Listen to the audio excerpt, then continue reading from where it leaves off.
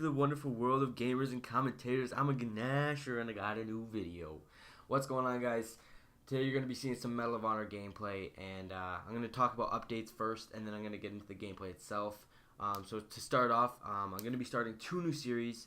The first video you guys saw on my channel was Ganache That Ass. Now that's going to be a Gears of War series that I'm going to be bringing out to you guys. It's going to be pretty awesome, and it's going to be lots of fun. I'm going to be bringing all my friends out, and we're all going to be gaming on Gears and just having a good time. And I'll be commentating over some gameplay that I'll be doing on there. Second, in my last video, obviously, I let you guys know that I do work at McDonald's, and that helps me get money to buy stuff.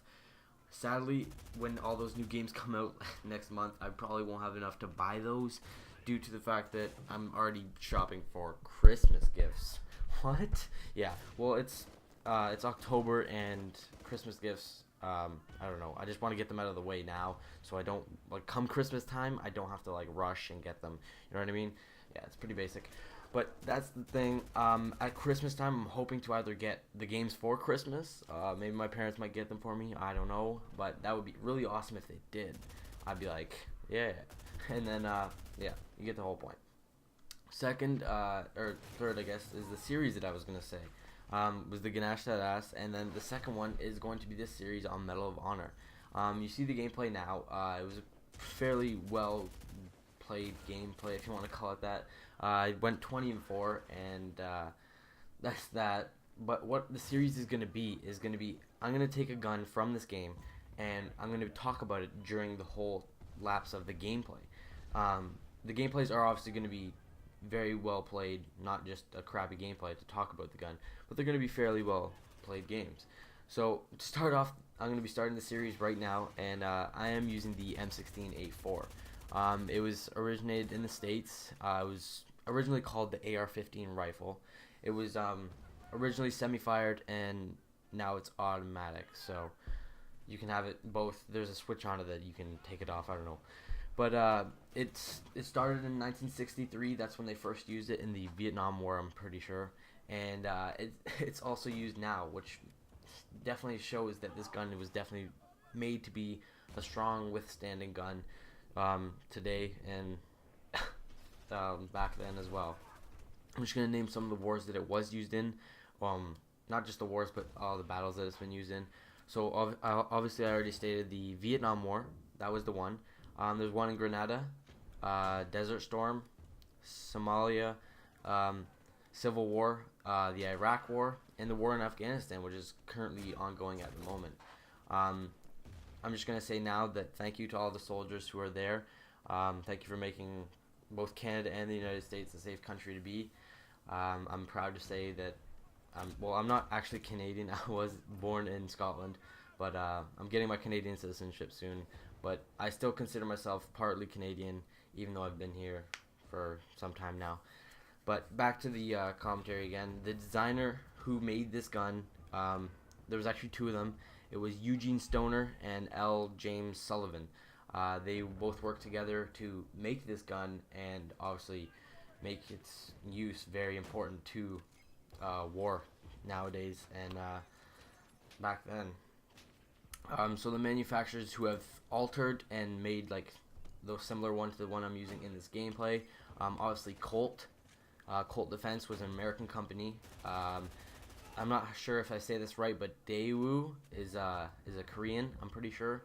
FN Herstal, which is a German style of the M16A4. We also have an H&R Firearms, which is American as well. And we have a General Motors Hydromatic, that is also American.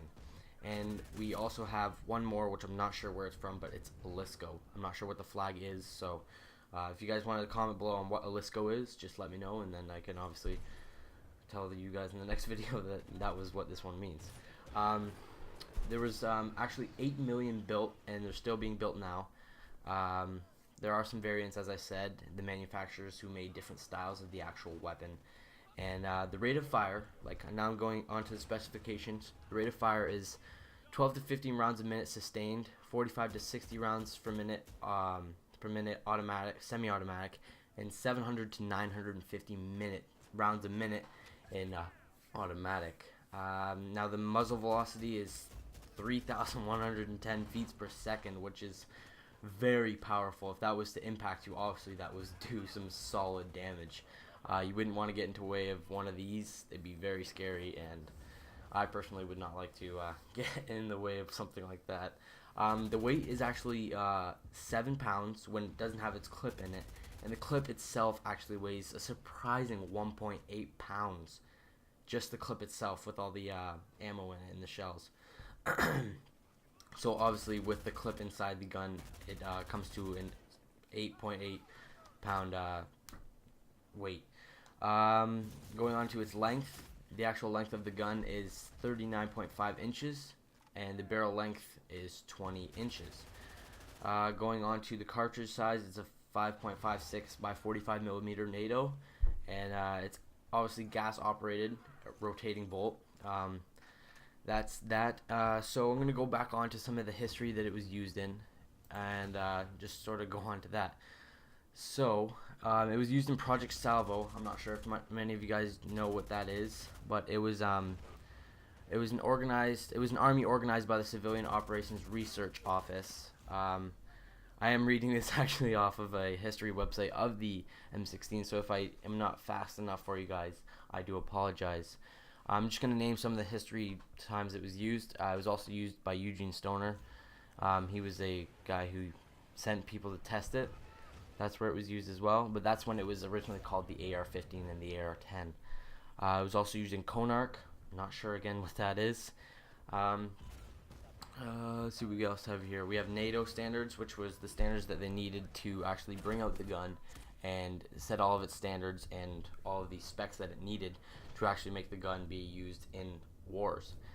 So next we have the attachments that you can have on the actual gun itself, which was some scopes. We definitely have a the one that I'm using in this gameplay is sort of like an ACOG or just a combat scope, which is minor distance. It's 50 to 70 yards or something like that, or 500 or something. I'm not really sure of the specs on that. But I also have a grenade launcher attachment on that as well. It's an M203 40mm grenade launcher, and it was actually originally put on the gun before the scopes were. And this commentary is coming to an end. I hope you guys really enjoyed this. My final score was 20-4. I hope this commentary is going to be on both the TGN or the best comms. I hope you guys enjoyed this. My name is John. I'm a Gnasher, and I'll see you guys in the next video. Peace!